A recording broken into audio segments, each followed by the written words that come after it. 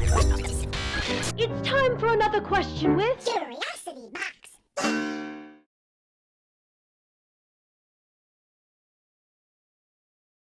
The strangest thing in my fridge is a napkin! These jars of homemade pickles.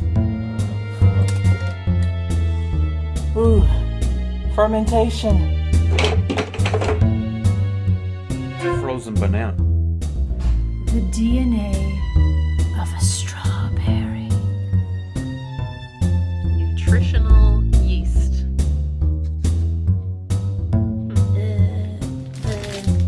It's a green pepper. I